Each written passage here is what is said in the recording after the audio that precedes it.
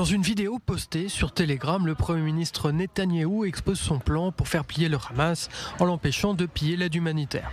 En parallèle de la très forte pression militaire, la prise de contrôle de Gaza par Tsahal va permettre d'atteindre la victoire sur l'organisation terroriste. Nous arrivons à une situation où toute une zone sera entièrement contrôlée par Tsahal, où toute la population civile de Gaza pourra se rendre et recevoir de l'aide, tandis que le Hamas ne recevra rien. Cette déclaration intervient après des semaines de tensions et de débats dans la coalition de gouvernement.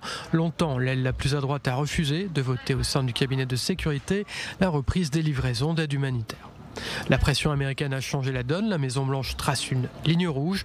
De potentielles images de famine à Gaza pourraient nuire au soutien international. Ce matin, le ministre des Finances, Bezalel Smotrich, explique que seul le strict minimum de nourriture et de médicaments entrera à Gaza.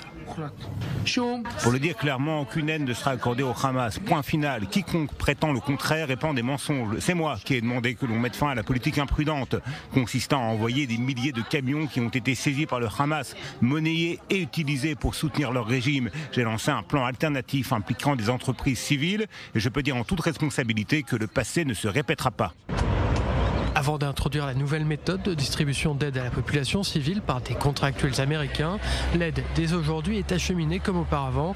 Des camions rentrent dans Gaza par le point de passage de Kerem Shalom, à leur bord des médicaments, de la nourriture pour bébés et des rations alimentaires. La nouvelle méthode doit être inaugurée le 24 mai. Le personnel d'une société américaine va s'occuper de la distribution. Il s'agit de vétérans d'unités d'élite de l'armée américaine qui se trouvent déjà en Israël. Leur mission est de donner des provisions hebdomadaires directement aux familles gazaouis. Ces anciens soldats américains sont actuellement en formation en Israël.